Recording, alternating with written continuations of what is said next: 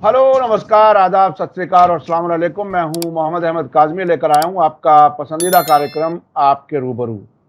नरेंद्र मोदी सरकार 3 यानी तीसरी बार जो नरेंद्र मोदी जी प्राइम मिनिस्टर बने हैं, ये बात सच है कि वो कमजोर हो गए हैं। 240 सीटें हैं बीजेपी की, लेकिन अभी भी ऐसा लगता है कि रस्सी जल गई, बल नहीं जले, क्योंकि अभी भी कुछ नफरत वाली बातें वहां से कही जा रही हैं। अभी आपने पिछले दिनों देखा कि कावड़ियों वाले मामले में कहा कि अपने खाने की चीजें बेचने वाले अपना नाम का तख्ती लगाएं, फिर कोर्ट ने उस पर रोक लगाई। लेकिन अब ये वक्फ एक्ट अमेंडमेंट लेकर के आ रहे हैं। इस पर बहुत से लोगों को खदशा है कि शायद वक्फ जायदादों पर, जिसको कहा जाता है कि रेलवे के बाद सबसे बड़ी प्रॉपर्टीज हैं, सबसे ज्यादा प्रॉपर्टीज हैं, उस पर भी शायद सरकार अपना कोई कलम चलाना चाह रही है, अपना कंट्रोल चाह रही है। क्या कुछ है, इस पर बात करने के लिए मैं इस वक्त हमारे खास मेहमान हैं सीनियर वकील महमूद प्राचा साहब, जो मिशन सेव कॉन्स्टिट्यूशन के नेशनल कन्वीनर हैं, और उन्होंने खुद 2013 में जब एक्ट का अमेंडमेंट आया था, उस वक्त आपने ही उसको उसका खाका बनाया था। बहुत ही बेहतरीन नजदीक से चीजों को जानने वाले महमूद प्राचा खुद एक तरह से बहुत ही अहम डॉक्यूमेंट के ऑथर हैं जो वक्त से मुतालिक है। और वैसे भी औकाफ की जद्दोजहद भी आपने कई लड़ी हैं, बहुत ही कामयाब, जिसमें जोरबाग करबला का वक्फ, और उसके अलावा भी दिल्ली में बहुत सी महरौली में गौसिया मस्जिद, और कई ऐसे मौके आए हैं जिसमें वक्त जायदादें बचाने का आपने काम किया। महमूद प्राचा साहब, वेलकम है आपका। मीडिया स्टार वर्ल्ड को आपने वक्त दिया, उसके लिए शुक्रिया।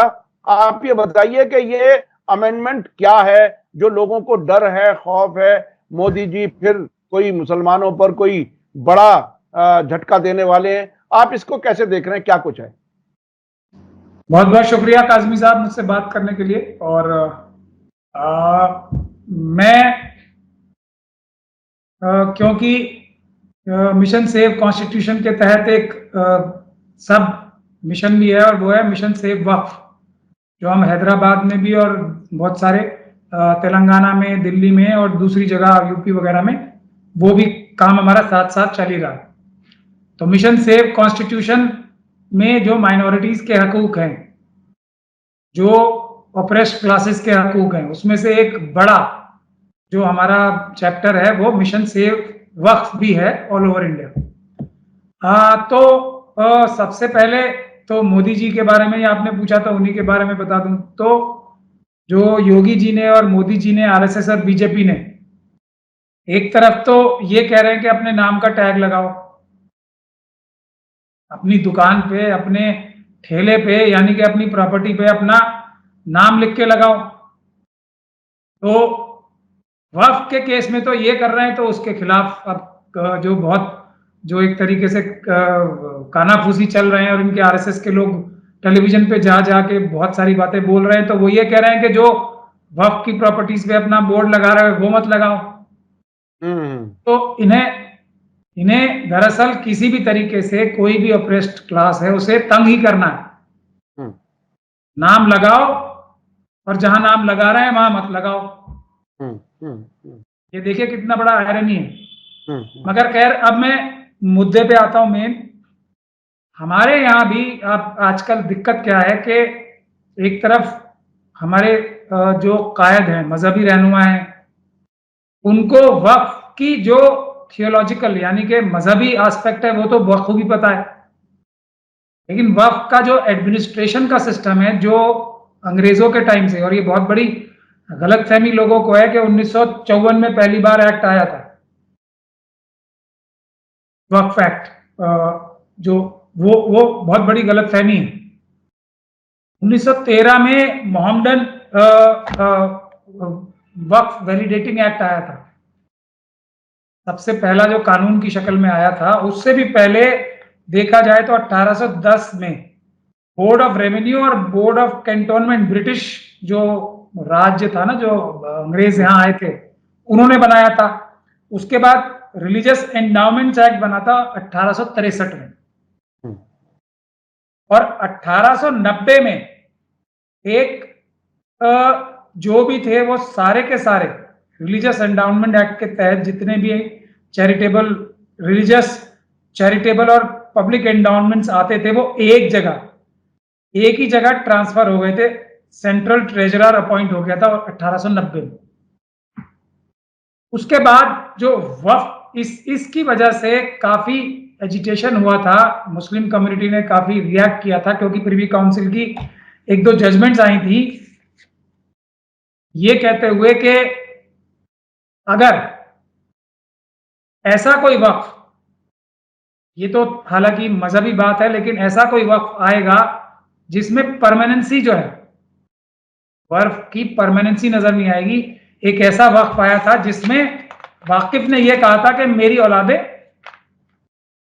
जब तक मेरी औलादें रहेंगी तो वो इसकी बेनिफिशियरी यानी कि फायदा उठाने वाली रहेंगी, और उसके बाद ये अल्लाह की राह में चला जाएगा। तो इसको वक्फ और परमानेंट डेडिकेशन नहीं बताया था प्रिवी काउंसिल ने, और ये कहा था कि ये रूल है, रूल अगेंस्ट परपेचुटी की कॉन्सेप्ट के खिलाफ है, इसलिए इसको किया था। तो उसके बाद बड़े एजिटेशन और काफी मुखालफत हुई थी। तो उसके बाद 1913 में ये वक्फ का पहला एक्ट आया था, the Mohammedan Waqf validating act. उसके बाद 1920 में चैरिटेबल और रिलीजियस ट्रस्ट एक्ट भी पास हुआ था, और 1930 में दूसरा मुसलमान वक्फ वैलिडेटिंग एक्ट आया था। तो असल में वक्फ के नाम से ही 1913 से एक्ट है। आजादी से पहले भी, अंग्रेजों के टाइम में भी ब्रिटिश इंडिया के लिए ये कानून थे। अब ब्रिटिश इंडिया के अलावा जो भारत है उसमें दूसरे भी राज्य थे जो ब्रिटिश डोमिनियन जिसको कहा जाता है, जिसमें हैदराबाद भी एक, और बहुत सारी अलग छोटी छोटी रियासतें थी जो अंग्रेजों की के मातहत थी, रियासतें थी, लेकिन वो ब्रिटिश इंडिया नहीं माना जाता। और उसको शेड्यूल बी में रखा गया जो भारत के संविधान की।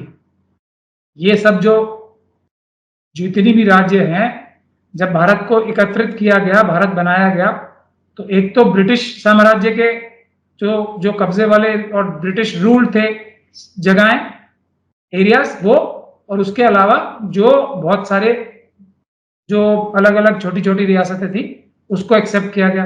तो वहां वक्फ के कानून अलग थे, हैदराबाद में वक्फ का कानून अलग था, जिसपे ये ब्रिटिश कानून नहीं लगता था, मोहम्मदन वक्फ वैलिडेटिंग एक्ट। ये बैकग्राउंड है। तो उसके बाद 1954 में जब हैदराबाद भी भारत में जिसका विलय हो गया, तो उसको भी नजर में रखते हुए 1954 का एक्ट आया, और 1954 के एक्ट में फिर हैदराबाद की भी वक्फ प्रॉपर्टीज बाद में जाके एमलगमेट हुई। उसके बाद 3 बार और अमेंडमेंट्स हुई, एक 1960 के आसपास, फिर 70-80 में, और उसके बाद फाइनली एक कंसोलिडेटेड जो वक्फ एक्ट आया वो वक्फ एक्ट 1995 आया। और वक्फ एक्ट 1995 के बाद जो चेंजेस यूपीए 2 की सरकार ने 2013 में किए, जिसका आपने अभी जिक्र किया, तो उस समय पर्सनल लॉ बोर्ड में वली रहमानी साहब थे, उन्होंने मुझसे कहा, मुझे उन्होंने वक्फ बोर्ड में मेंबर भी बनाया था, नॉमिनेट किया था, तो उन्होंने कहा था कि ये स्थिति है, सरकार ने हमसे सजेशन मांगी हैं और हमारे पास सिर्फ 3 दिन का टाइम है, 2 दिन का टाइम है, तो ये 2-3 दिन में मैंने 2 जो सजेशंस थे बाकायदा कानून की शक्ल में उसको ड्राफ्ट करके दिया था। उसमें मेरे ख्याल से 60% जो 2013 की अमेंडमेंट्स थी वो मेरी सजेशंस मानी गई थी, लेकिन उसमें बहुत सारी ऐसी भी चीजें आ गई थी जो वक्फ के जो कॉन्सेप्ट है उसको कमजोर करती है। खैर, वो तो कुछ ना कुछ तो आएगा। और दूसरा, मैंने एक और उन्होंने कानून बनवाया था वली रहमानी साहब ने, पब्लिक प्रीमिसेस एक्ट, जैसे दूसरे सरकारी जगहें होती हैं, पब्लिक जगहें होती हैं, उसको खाली कराने के लिए बहुत तेजी से काम हो सकता है, तो वो भी बना के दिया था। खैर, वो उस समय एक्सेप्ट नहीं हुआ, उसके कुछ थोड़े बहुत प्रोविजन 2013 के वक्फ एक्ट में आए, लेकिन वो काफी नहीं। ये तो है बैकग्राउंड। अब इस बैकग्राउंड को हमारे जो लोग हैं, मैं ये बैकग्राउंड इसीलिए टाइम लिया है थोड़ा आपका, कि बैकग्राउंड पता लगे। अब हम वक्फ के कॉन्सेप्ट पे आते हैं। कोई भी चीज, और वक्फ कोई जरूरी नहीं है जो आज की वक्फ का कॉन्सेप्ट है वो ये। वक्फ तो एक परमानेंट देना किसी चीज को, परमानेंसी है वक्फ का बुनियादी असूल। वैसे भी मैं आपको बता दूं, जैसे टाटा है, टाटा एक कंपनी है, वो भी एक ट्रस्ट चलाता है, टाटा सन्स ट्रस्ट जिसको बोलते हैं। पूरा का पूरा बिजनेस एम्पायर चल रहा है, लेकिन उसका चला कौन रहा है उसे, उसका रूट फ्लैगशिप कौन है? एक ट्रस्ट। तो वक्फ भी एक तरह का ट्रस्ट है। और ये जो ट्रस्ट का कॉन्सेप्ट बाकी दुनिया ने सीखा है, ये परमानेंट डेडिकेशन का, यानी कि अगर कोई शख्स कोई अपनी प्रॉपर्टी, जायदाद या कुछ भी मूवेबल या इमूवेबल, यानी कि पैसा, ऑर्नामेंट्स, हीरे जवाहरात या जमीन परमानेंटली दे देता है, उसको वक्फ कहते हैं। यानी कि फिर वो उसका मालिक नहीं रहता, एक अलग तरह का एक डॉक्यूमेंट बन जाता है, एक डीड बन जाती है, या एक व्हीकल बन जाता है, एक अलग तरह का एक जरिया बन जाता है, एक एंटिटी बन जाता है, आइडेंटिटी बन जाती है, जिसमें ये प्रॉपर्टीज जो देने वाला है ना, उसका भी हक नहीं रह जाता। ये बुनियादी कॉन्सेप्ट है। तो वक्फ इसलिए दो तरह के वक्फ कहे जाते हैं, वक्फ अलल औलाद और एक वक्फ अल्लाह। लेकिन दोनों ही सूरतों में परमानेंट डेडिकेशन हो जाता है। मतलब अगर दे दिया तो दे दिया, फिर वो वापस नहीं लिया जा सकता, देने वाले के पास नहीं आ सकते। ये बुनियादी कॉन्सेप्ट है। लेकिन यहां एक और अहम बात है जो समझने की है, और वो ये है कि जो भी प्रॉपर्टीज हैं वक्फ की प्रॉपर्टीज, वो किसी ना किसी वक्त किसी ना किसी मुसलमान ने अपनी जाती प्रॉपर्टी में से दी होंगी। मतलब उसको अपना उसका तर्क ताल्लुक किया होगा, और जो वो व्हीकल बनाया या जो डॉक्यूमेंट बनाया, जो एक नई आइडेंटिटी बनाई, उसके अंदर जो कंडीशंस लिखी गई, ये जो मैं अब दे रहा हूं परमानेंटली हमेशा के लिए, वो इस काम आएगा, वो वक्फ डीड कहते हैं, या वाकिफ की मंशा जिसे कहा जाता है ना, वो मानी जाती है। ये है बैकग्राउंड जो हमारे सभी आलिम दीन को तो मेरे ख्याल से पता ही होगा ज्यादा। इसके आगे की बात आलिम दीन को नहीं पता, या जो लोग पढ़ेंगे इसके बारे में, वक्फ क्या, उसको मॉडर्न जमाने में कैसे वक्फ एक्ट आया और किस लिए आया, तो वो जान सकते हैं। लेकिन ज्यादातर आलिम दीन को ये बात पढ़ाई नहीं जाएगी, क्योंकि ये अंग्रेजों का लाया हुआ सिस्टम है। उससे पहले जब दूसरे अंग्रेजों से पहले वाले राज्य थे, तो उसमें वाकिफ की मंशा और दारुल कज़ा, यानी कि जो काजी होते थे, वो एक आम केस की तरह, कोई भी आम केस होगा उसी तरह चलाते थे उसको। और लेकिन उसमें इस्लामिक जो तरीका होता है, जो इस्लामिक कानून है, उसके हिसाब से ही चलाते थे। और यही ब्रिटिश के टाइम में भी हुआ। लेकिन अब क्या हुआ कि जो ये मॉडर्न एडमिनिस्ट्रेशन आई, तो वक्फ को किस तरीके से हैंडल करना है, सरकार उसमें, क्योंकि सरकार तो सबके लिए होती है ना, तो अलग अलग ग्रुप के लिए अलग अलग कानून बनाए जाते हैं। जैसे डॉक्टर्स के लिए अलग कानून बनता है, एडवोकेट्स एक्ट बनाया ना हम लोगों के लिए, एडवोकेट्स एक्ट, ताकि एडवोकेट्स की जो कारगुजारी है, डॉक्टर्स की जो कारगुजारी है, जो इंडियन मेडिसिन एक्ट है, तो और जैसे चार्टर्ड अकाउंटेंट के लिए अलग से कानून है, जैसे जमीनों के लिए अलग से कानून है, जैसे अग्निवीर के लिए अभी अलग अलग कानून लाए थे, आर्मी एक्ट अलग है। हर शोबे के की मतलब अच्छी तरीके से वो एरिया में काम हो सके। रिजर्वेशन का भी एक अलग कानून है, क्योंकि जिसको सरकार खत्म करने की कोशिश कर रही है इनडायरेक्टली। तो ये सब कानून होते हैं अलग अलग ग्रुप्स के लिए, अलग अलग, ताकि उस ग्रुप का काम सरकार, क्योंकि अब तो सरकार तो सबका ख्याल रखना है ना, तो वो ग्रुप अपना काम अच्छे से कर पाए। उसमें सरकार की क्या मदद हो सकती है, उसके लिए ये कानून बनते हैं। इसका ये मतलब कहीं भी नहीं है कि वक्फ के कामों में या किसी भी ट्रस्ट के काम में कोई भी सरकारी मुदाखलत होगी, सिवाय इसके कि आप लोग अपना काम ठीक से करो। कोई मतलब आपस में आपकी कोई जो काम करने का तरीका है उसमें कोई मनमुटाव ना हो, कोई झगड़ा लड़ाई ना हो, उसके लिए सरकार की मुदाखलत सिर्फ इतनी होती है। इसका यह मतलब कभी भी नहीं हो जाएगा कि सरकार उसको उसकी मिल्कियत हासिल कर सकती है, ये कभी नहीं हो सकता। और सुब्रमण्यम स्वामी साहब हैं, जिसको सभी जानते हैं, पूरी दुनिया जानती है, उन्होंने मोदी सरकार के खिलाफ भी, वो बोलते भी हैं बहुत सारे अपने इंटरव्यूज में, और उससे पहले भी बहुत सारे केसेस इस बात के फाइल किए हैं कि मंदिरों का जो रखरखाव का तरीका है वो पुजारियों के हाथ से छीन के सरकार उसको अपने अंडर ना ले, इसके लिए वो बहुत सारे केसेस डाल चुके हैं। तो ये कॉन्सेप्ट है वक्फ का, मुसलमानों द्वारा दी गई प्रॉपर्टी है ये, सरकार के द्वारा दी गई कोई भी प्रॉपर्टी इसमें नहीं होती। अब अभी अभी अभी मैं ताजा जो कुछ है इसको मैं जरा समझना चाहता हूं, दर्शक जो है वो जरूर ये समझना चाहेंगे कि इस वक्त जो कुछ छेड़छाड़ की जा रही है मोदी सरकार की तरफ से वो क्या कुछ है। मुसलमान तो डरा हुआ है हर तरफ से, कभी किसी बात पे प्रोवोक किया जाता है, कभी किसी बात पे नुकसान पहुंचाने की कोशिश होती है। अभी ब्रॉडली अगर समझा जाए तो क्या ये जो मोदी जी की कोशिश है सरकार की, क्या मुसलमानों की औकाफ पर बीजेपी सरकार कब्जा करना चाहती है, किसी तरह से हथियाना चाहती है? क्या लोगों को ये डर मुनासिब है, सही है? क्या कुछ हो रहा है, आप क्या समझ पा रहे हैं अभी तक? देखिए, सिर्फ मुसलमानों की बात नहीं है, और मैं ये बार बार बात कहता हूं और हर बार कहता हूं, और क्योंकि ये जरूरी बात है, इससे कभी अपनी नजर नहीं हटानी चाहिए, इसलिए मैं हर बार कहता हूं। ट्राइबल्स की जमीनें क्या नहीं छीन ली, दिखाया क्या कि हम ट्राइबल्स की हिफाजत के लिए नया कानून ला रहे हैं। उसका असर क्या हुआ? असर यह हुआ कि ट्राइबल्स पूरे देश में एजिटेशन कर रहे हैं कि उनकी जमीनें छीनी जा रही हैं। कहा क्या कि हम ट्राइबल्स की जमीनें बचाना चाह रहे हैं।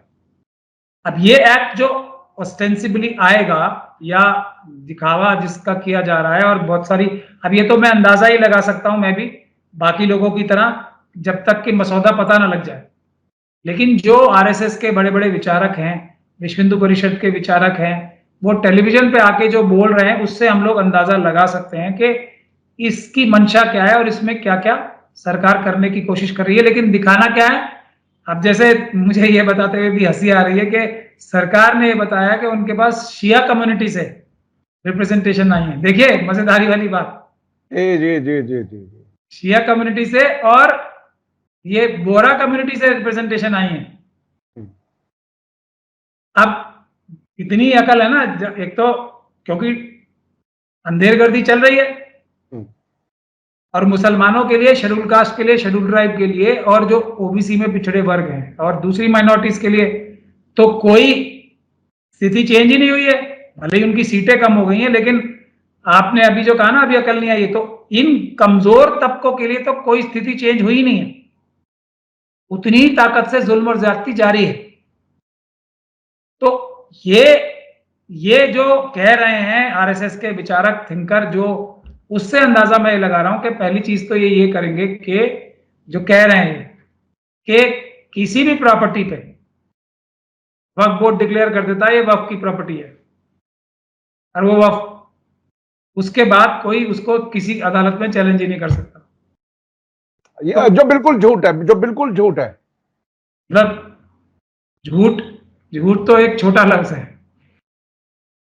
इनके तो सारे काम ही ऐसे होते हैं ना। जो लोग कोरोना भगाने के लिए ताली और थाली बजवा सकते हैं पूरे देश से, पढ़े लिखे लोगों से भी, तो ये उससे भी बड़ी बात है। और प्रधानमंत्री जी तो जो नाली होती है ना, उसमें से गैस से पकौड़े तलवा सकते हैं कि भाई कटोरा, ये भगोना जैसी चीज लाओ, उसमें पाइप डालो और उससे फिर पकौड़े तलो और बेचो, फ्री फंड में तुम्हें फ्यूल मिल जाएगा। तो वो तो ऐसा काम कर सकते हैं। तो इस प्रकार के झूठ बोलना इनके लिए रोज की बात होती है। अब जो वक्फ एक्ट है 1995 का, तो उसमें क्या क्या लिखा है साफ साफ तौर पे कि जो, और ये वक्फ, जो वक्फ बोर्ड है, इसको बनाता कौन है? तो बनाती है राज्य की सरकारें। ये एक उपक्रम किसका होता है? जो भी स्टेट की गवर्नमेंट होगी उसी का एक उपक्रम होता है। इसको बनाने का ऑर्डर सरकारें पास करती हैं। सेंट्रल वक्फ काउंसिल जो एक अम्ब्रेला बॉडी है, उसको भारत सरकार नियुक्त करती है। और ये जो सरकारी अधिकारी हैं, आरएसएस के लोग ऐसा करके दिखा रहे हैं जैसे काजमी साहब बैठे हैं वहां पे और जाके किसी भी जमीन पे अपना वो लगा देंगे ये बोर्ड और वो जमीन वक्फ की हो जाएगी। सीईओ जो किसी का भी जो एग्जीक्यूटिव ऑफिसर है, चीफ एग्जीक्यूटिव ऑफिसर है, जिसकी कलम से ही सारे काम होते हैं, वो तो एक गवर्नमेंट का आईएएस ऑफिसर होता है, मतलब सरकारी नौकर होता है। आईएएस ना भी हो तो एक ऑफिसर होता है। अब जो ऑफिसर है वो जाके कहीं भी बोर्ड लगा देगा गवर्नमेंट का ऑफिसर, ये वक्त की जगह है। इतनी मजाकिया बात करते हैं। दूसरी बात, इतना बड़ा झूठ के लोग पता नहीं कैसे पचा लेते हैं, ये भी एक बड़ी अजीब चीज है। अच्छा, बहुत ही कमाल ये हुआ है कि प्राचा साहब, जब एक जमाने में मीडिया जब आजाद था वो सवाल कर लेता था, अब वो जब मीडिया ही गोद में जाके बैठ गया तो वो सवाल करने वाले तो रहे नहीं। मैं तो प्राचा साहब कभी कभी ये सोचता हूं कि इस पिछले 10 साल में जो बच्चे नौजवानी की उम्र में हैं, समझदारी की उम्र में आ रहे हैं, उन्हें तो ये लगेगा मोदी जी जो कुछ कह रहे हैं वो सच है, चूंकि कोई सवाल ही नहीं उठाता मीडिया। तो ऐसे वक्त में जबकि उनकी सारी बात सच समझी जाए, चूंकि मीडिया को खामोश कर लिया गया है, क्या किया जाए? आखिर किस तरह से इस झूठ के पुलंदे को किस तरह से लोगों के सामने कैसे रखा जाए, क्या कुछ हो ताकि अवेयरनेस आए ठीक तरीके से कि क्या कुछ कहा जा रहा है, दिखाया क्या जा रहा है और क्या किया जा रहा है। देखिए, उसके बहुत सारे तरीके होते हैं। कोई मीडिया एक अकेला जरिया नहीं है ना। अपनी जो हमारे जो अलग अलग तंजीमें और हर एक ग्रुप की तंजीमें, वो बाय वर्ड ऑफ माउथ भी बता सकते हैं लोगों को। जो होर्डिंग्स लगा सकते हैं, प्रोटेस्ट कर सकते हैं। आजकल तो सोशल मीडिया का दौर है, सोशल मीडिया पे बता सकते हैं। लेकिन सिर्फ गोदी में मीडिया ही जाके नहीं बैठी है। जो गोदी में बैठे हैं वो लोग, वो और भी लोग तो बैठ गए ना, ये दिक्कत है। लेकिन अभी इसमें एक अच्छी खबर ये है कि एक बड़े मौलाना ने थोड़ी थोड़ी टोन बदली है। हो सकता है इसलिए कि शायद सीटें कम हो गई हैं, तो वो एक अच्छी खबर है। तो इसलिए मैं अपने आप को रिस्ट्रेन करना चाहता हूं, क्योंकि मेरी जाती लड़ाई तो किसी से है नहीं। अगर ये मेरी वाली जो मेरी लाइन है उसकी तरफ एक भी कदम बढ़ाएंगे तो मेरा तो पर्पस सॉल्व हो रहा है ना। मैंने जो भी तल्ख और कड़वी बातें बोली, इसलिए थोड़ी कि मैं जाके किसी की मस्जिद पे बैठ जाऊंगा या किसी की तंजीम में मैं कब्जा कर लूं जाके, या ये मेरा मंशा तो है नहीं। मेरा मंशा तो ये है कि एक आप खुले आम पूरी कम्युनिटी का इंटरेस्ट कॉम्प्रोमाइज कर रहे हो, और जिसमें आपका नंबर भी आएगा। बचोगे आप भी नहीं, क्योंकि आप भी कम्युनिटी का हिस्सा हो। तो अभी थोड़े थोड़े हवाओं का रुख बदलता नजर आ रहा है। तो अगर ये हवाओं का रुख बदला तो इतनी बड़ी बड़ी तंजीमें हैं, यही अगर आम जनता को बताने लग जाए कि भाई वक्फ ये होता है, तो मसला हल हो जाएगा, सारी देश को पता लग जाएगा। और दूसरा ये भी है, मैं उसी टॉपिक से थोड़ा आपने मुझे डाइवर्ट कर दिया। उससे पहले कि सीईओ साहब जो कि सरकारी अफसर हैं, सीनियर अफसर होते हैं, जाके जबरदस्ती किसी प्रॉपर्टी पे बोर्ड लगा के ये बताएं कि ये जो 7 RCR है मोदी जी का नहीं, वक्फ का है। हालांकि वो बात एक्चुअली सच है, अगर उसकी रिसर्च की जाएगी तो वो सच निकलेगी। लेकिन ये लगाएगा तो सरकारी अफसर ही जाके। तो मैं ये कह रहा हूं, उससे पहले ये वक्फ की लिस्ट में, वक्फ के गैजेट में शामिल होने से पहले कोई छोटी मोटी एक्सरसाइज होती है क्या? जो कौन करता है? मुस्लिम कम्युनिटी के मेंबर्स नहीं करते हैं, सरकारी अफसर करते हैं। वक्फ बोर्ड के जो रेगुलर एम्प्लॉइज होते हैं वो भी नहीं करते हैं। एक वक्फ कमिश्नर बनता है जो खुद एक सीनियर सरकारी ऑफिसर होता है, वो उसका सर्वे करता है। सर्वे में हर एक प्रॉपर्टी का सर्वे करता है और ये देखता है उसमें सभी स्टेक होल्डर्स को। जैसे दिल्ली का मैं बताऊं तो अगर कोई वक्फ का सर्वे हो रहा होगा और एक ये कंटिन्यूअस प्रोसेस है, तो उसमें अगर किसी प्रॉपर्टी को जो पता लगती है कि वक्फ है, तो उसका सर्वे में कैसे होते प्रोसीजर। जैसे आज हमें कोई पता लगी प्रॉपर्टी के ये वक्फ की प्रॉपर्टी है, तो उसको सर्वे करते टाइम जो गवर्नमेंट का ऑफिसर होगा वो क्या करेगा? डीडीए को बुलाएगा, एमसीडी को बुलाएगा, पंचायत वालों को बुलाएगा, रेवेन्यू डिपार्टमेंट्स को बुलाएगा, इन सबके रिकॉर्ड चेक करेगा, उसके बाद रिपोर्ट बनेगी, इन सबके ऑब्जेक्शन लिए जाएंगे, किसी को कोई तकलीफ तो नहीं है, किसी और की जमीन तो नहीं है ये।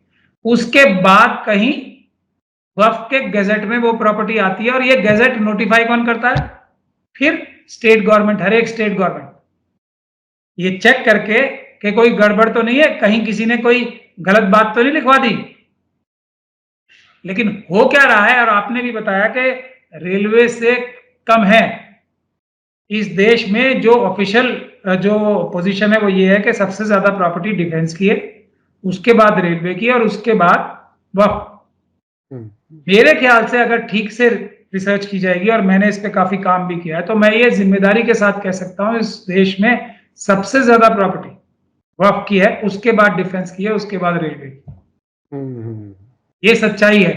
लेकिन मुस्लिम कम्युनिटी के खुद अपने रहनुमा हमारे ज्यादातर तो वही इंचार्ज रहे इसके, और इसको लुटवाने में सबसे बड़ा रोल किसी का रहा तो हमारे खुद के वक्फ बोर्ड में जो मेंबर्स बने पुराने टाइम से, उन्हीं का रहा है।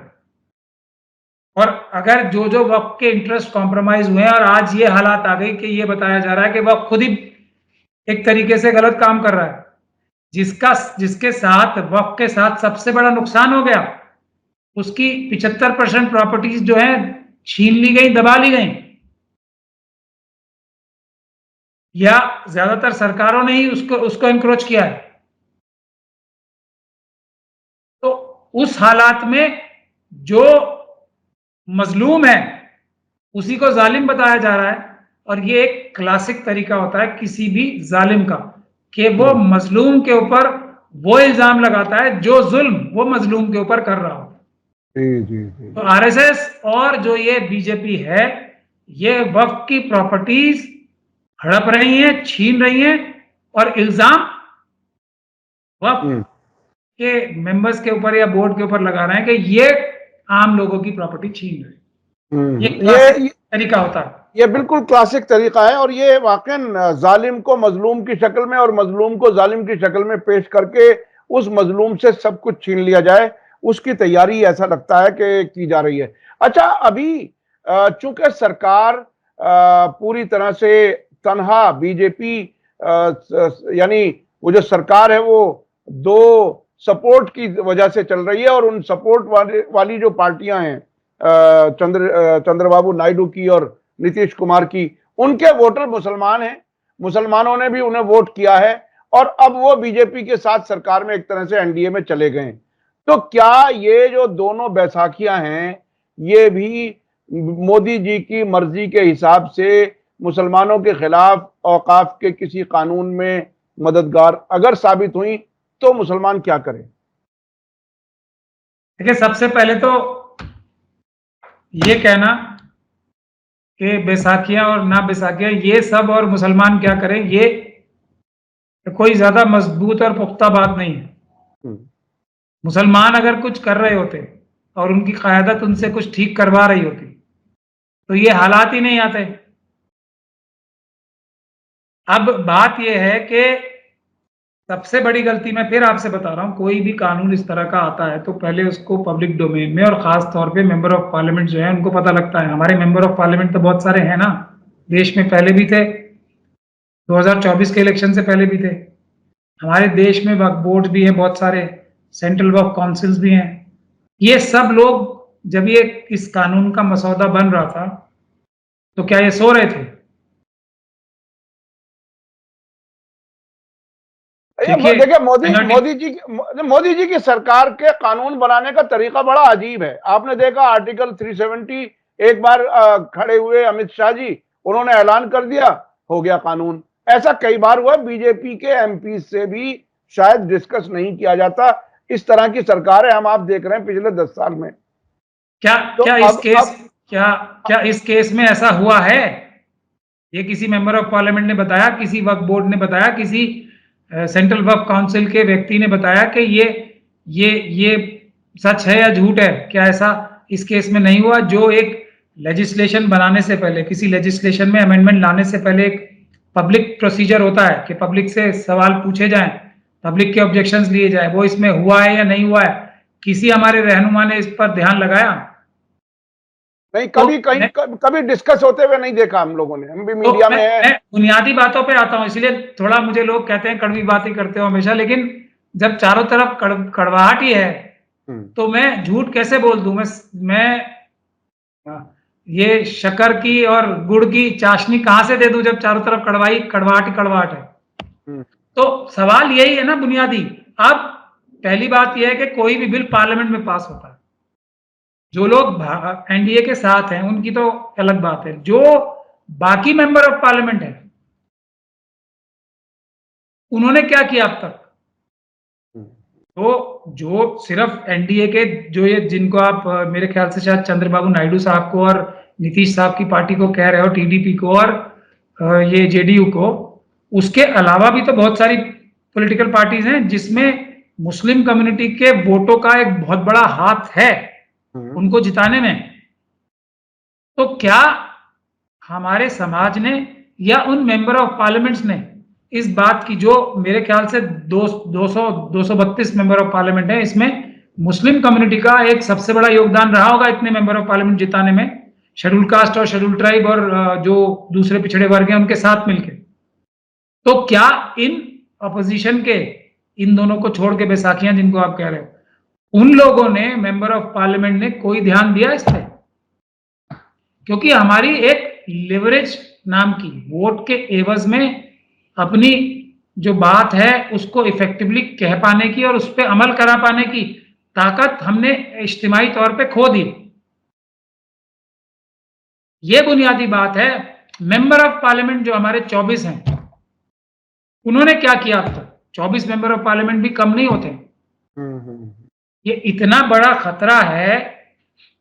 देखिए, ये जैसे मैं बार बार कहता हूं ना, शेड्यूल कास्ट और शेड्यूल ट्राइब कम्युनिटी के लिए SC ST सब प्लान उनकी खुशहाली के लिए काफी है और मुसलमानों के लिए वक्फ काफी है उनकी खुशहाली के लिए।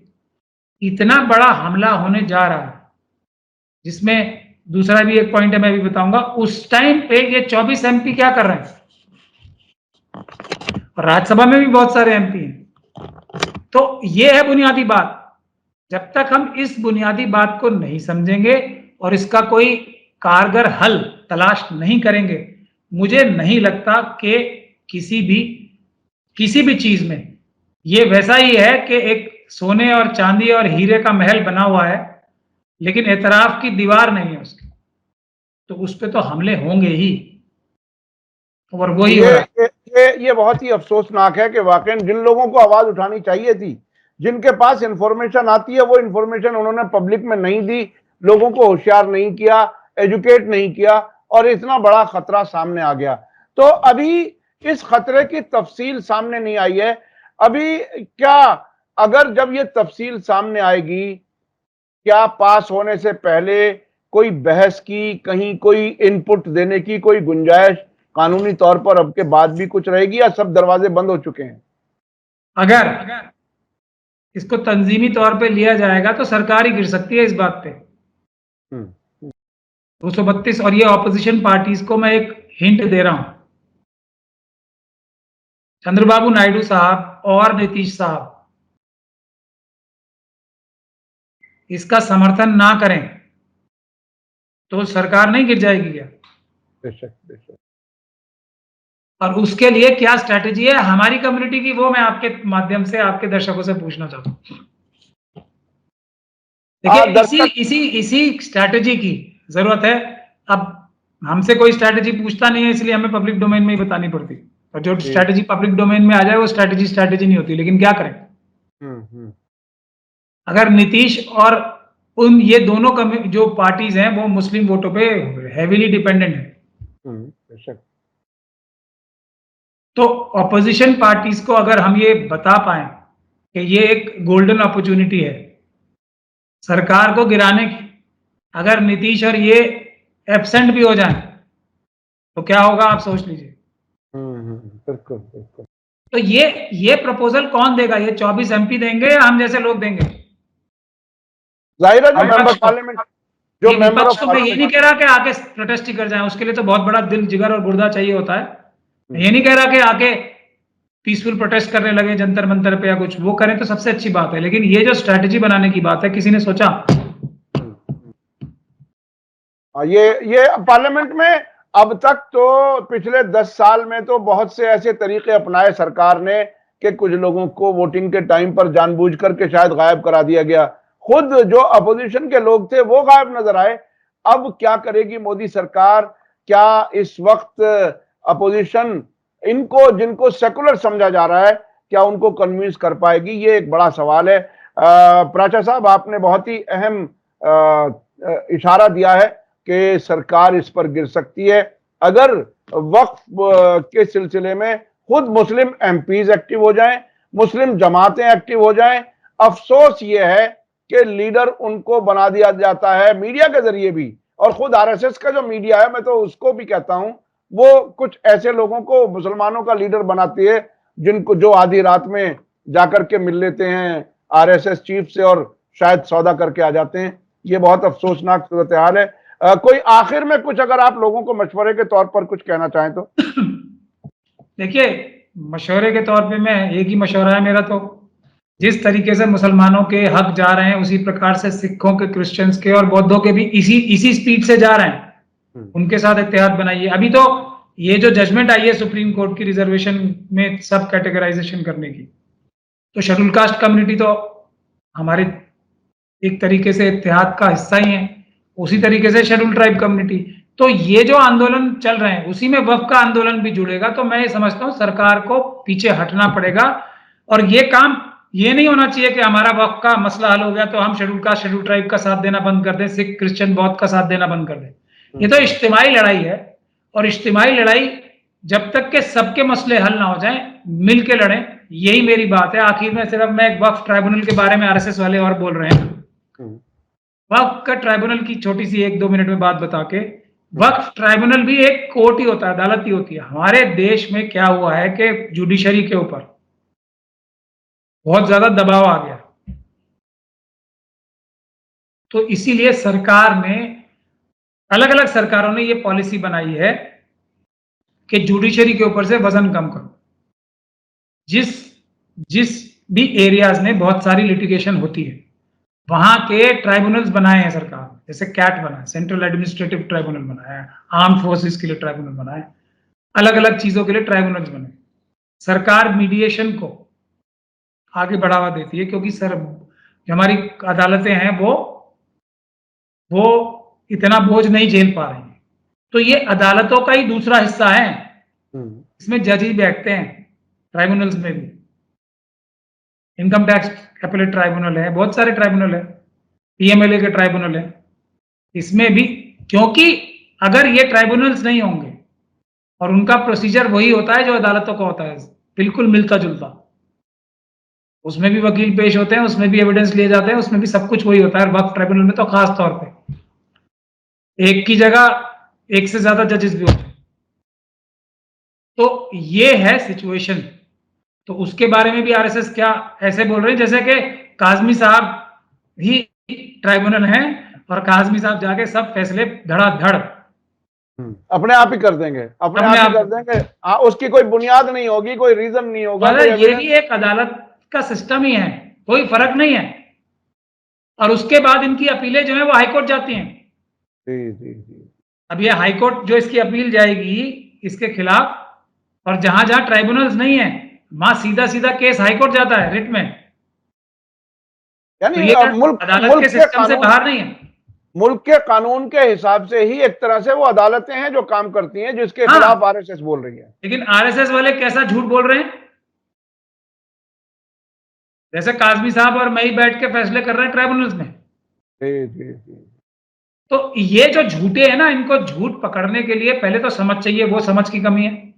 ये इसीलिए मैंने आज थोड़ा डिटेल में बताई है ये सब बातें, ताकि हमारे लोगों को थोड़ा इल्म मिले। और जो हमारे मजहबी रहनुमा भी है ना, वो इस तरह का जो एडमिनिस्ट्रेटिव निजाम बना है वक्फ को की एडमिनिस्ट्रेशन को ठीक से चलाने में, उसके मजहबी एस्पेक्ट में इंटरफेयर करने के लिए नहीं, सिर्फ सुचारू रूप से चलाने के लिए वक्फ बोर्ड का एक निजाम बना है, जो कि सरकारों ने बनाया, मुसलमानों ने इसकी डिमांड नहीं की थी।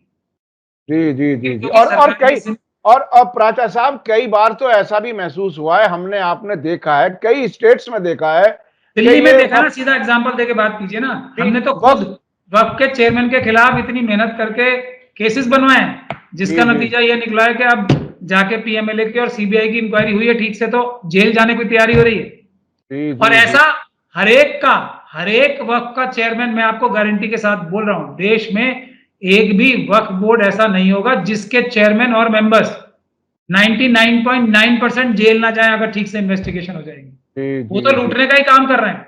बिल्कुल बिल्कुल बिल्कुल बिल्कुल। अब वो मेंबर ऑफ पार्लियामेंट भी होते हैं। अब वो बीच में 24 मेंबर ऑफ पार्लियामेंट, एक बात और सुन लीजिए मजेदार, ये 24 के 24 भी ज्यादातर, मतलब इनमें से 20 तो जरूरी हैं, ये सब के सब वक्फ बोर्डों के मेंबर होंगे अपनी अपनी स्टेट में, और ये सभी जेल जाने का काम कर रहे हैं। जी जी जी जी जी, ये बड़ी अजीब बात है। यानी ये वो मीठी गोली खा के खुद ही शायद जहर पी करके, जहर लेकर के खत्म होने वाली बात है।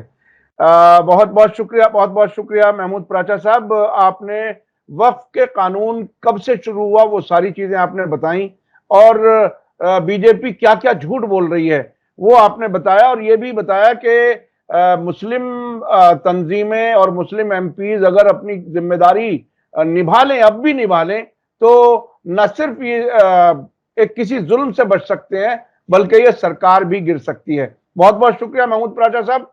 मैं अपने दर्शकों से कहना चाहूंगा कि आपको ये वीडियो कैसी लगी कमेंट्स में जरूर लिखें, और हमारी पूरी कोशिश रहती है कि इंफॉर्मेशन, सही इंफॉर्मेशन आप तक पहुंचाई जाए। और महमूद प्राचा खुद कानून के लिखने में उन्होंने बड़ा काम किया है, वो जितनी बेहतर समझ रखते हैं शायद ही कोई और रखता हो। बहुत बहुत शुक्रिया महमूद प्राचा साहब। इसी के साथ मुझे दीजिए इजाजत, धन्यवाद, शुक्रिया, जय भारत, जय हिंद। मीडिया स्टार वर्ल्ड के और वीडियो देखने के लिए हमारे चैनल को सब्सक्राइब करें और सीधे नोटिफिकेशन पाने के लिए बेल आइकन दबाएं। और अगर हमारी खबर सच्ची और अच्छी लगे तो अपने व्हाट्सएप, इंस्टाग्राम, फेसबुक और ट्विटर अकाउंट पर जरूर शेयर करें।